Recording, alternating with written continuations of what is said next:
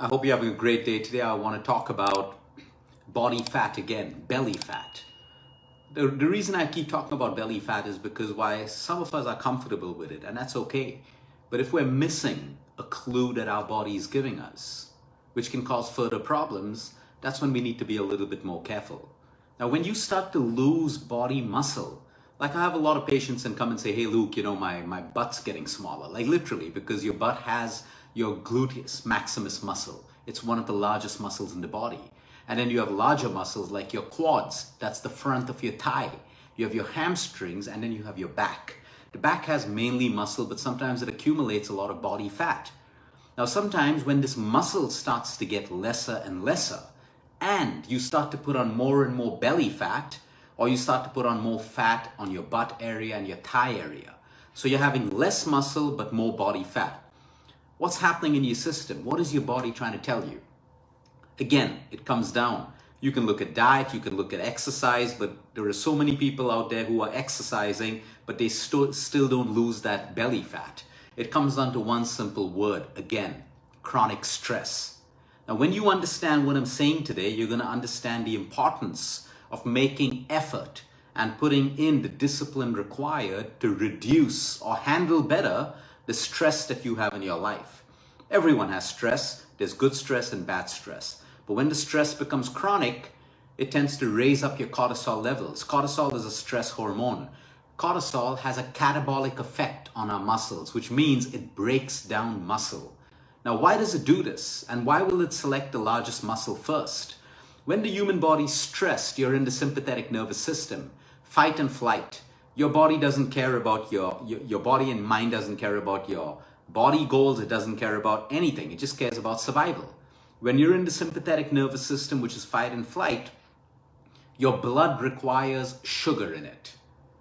It's because sugar gives you quick energy for the fight and flight response. So now what happens is, because you have high cortisol for a long time, your body starts to go through this catabolic process of breaking down muscle. Because you break down muscle, protein breaks into amino acids. Amino acids break down into sugar. Now that sugar is in your blood, but you're not fighting, you're not moving, you're probably sitting and dealing with some mental or emotional stress. Now your insulin rises, your blood has sugar in it. The insulin converts that sugar in your blood into body fat. So now you have more body fat and you have less muscle. This is not what Luke is saying. This is science. This is anatomy. And that's why people who are diabetic tend to have more body fat, midriff fat, belly fat, and it's difficult for them to lose it unless their insulin levels come really, really low. It's a vicious cycle. So now when I'm in the parasympathetic nervous system, when I'm sleeping, and that's why sleep is so good for muscles, because then you have an anabolic process. In a state of complete rest, recovery, sleep, your muscles grow. And that's why we try to tell people, don't run marathons, don't train for marathons, don't do heavy gym workouts if you're sleep deprived. You're creating more inflammation, more cortisol. That cortisol is breaking down your muscle into sugar eventually, because that's what a stressed out body requires, a quick form of energy. Now, if you're not using that sugar, it's getting converted into fat by insulin that your own pancreas will produce. And this is a vicious cycle. Now, when you sit back and reflect, it makes you think beyond just a diet plan, a piece of paper telling you what to eat, and it makes you look beyond just exercise. It makes you start to focus and want to focus on your sleep, your stress levels, and everything else.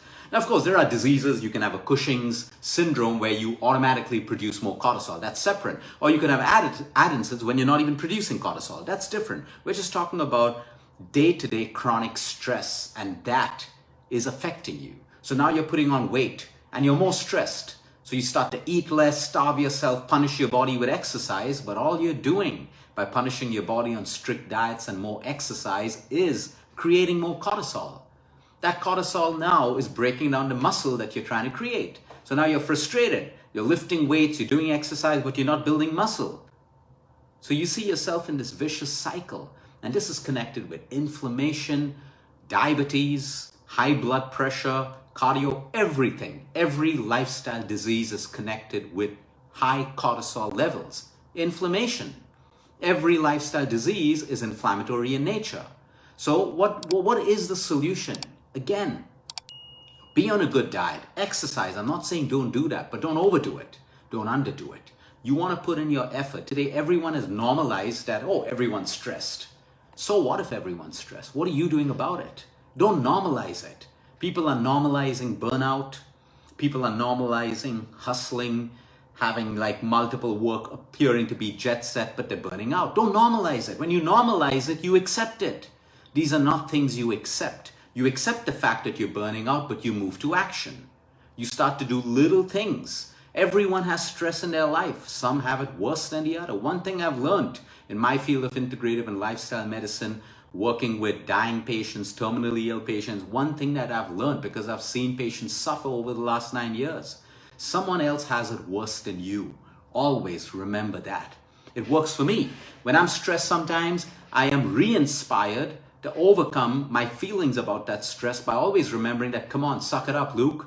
Someone has it worse than you. Suck it up, put in the work, put in the action, but move on. Don't stay stuck. Don't be a victim of your stress, your emotions, your feelings. Everyone's got it, and someone else has it worse than you. And that inspires you to move from victim mode to action, because you've understood the science right now. Let me add a little bit more, because we spoke about this before. So now, because you have high cortisol, it's a hormone. It starts to get depleted. Your body needs it for survival. So it starts to rob progesterone. Now you have low progesterone levels because your body is using it to create cortisol. Now, because you have low progesterone, there's infertility, you can't conceive, you have difficult period cycles, you have skin problems, you have acne, and then worse, you're put on the pill. You're put on an oral contraceptive. I don't have a problem with this when it's used short term, but people are on it for 6 months, 8 months, 1 year, 2 years. You are going to have hormonally driven diseases or conditions at some point. It's proven by science. It's all there. It's not because I'm saying it. It's there. But we need a shortcut. We don't want to put in the effort. We don't want to put in the lifestyle changes. So we take a drug that the world will give us, which will control your symptoms, but create problems for you in the future. So the whole point is now, because you have less progesterone, you have more estrogen. Because you have more estrogen, you have less testosterone. Less testosterone means less muscle. More progesterone means more body fat, more belly fat. And that's why a woman moving into menopause, if she's very stressed out and she moves into menopause with a lot of stress, now she has more cortisol. Think of what's going to happen. A woman, when moving into menopause, needs more lean muscle. But that lean muscle is broken down because the woman is stressed. And that's why menopause has become so difficult for women today. It's coming early, and people are going through difficult menopause compared to women 10 to 15 years ago, when menopause hit them, got over, and all of a sudden one day they realized that, oh, my period cycle's gone, I've hit menopause, I've gone through it. Stress again. So you jump to all your biologicals, your identical hormones, and all your synthetic treatments, but you never get better. You continue to suffer. The point is, yes, you need a quick fix sometimes. Take it. I'm not here to stop you. Life can be difficult. Life can be fast. People are juggling 2 to 3 jobs, but make lifestyle changes. Learn to try to reduce your stress, your perception to stress, how much you accept, how much you let go, your ability to forgive, all of these things. But we're resisting.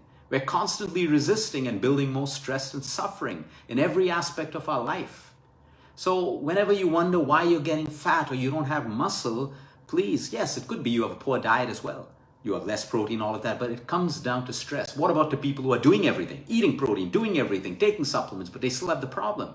You gotta consider the fact that stress is wreaking havoc with human health. And that's why the world is sicker than it's ever been before, ever been.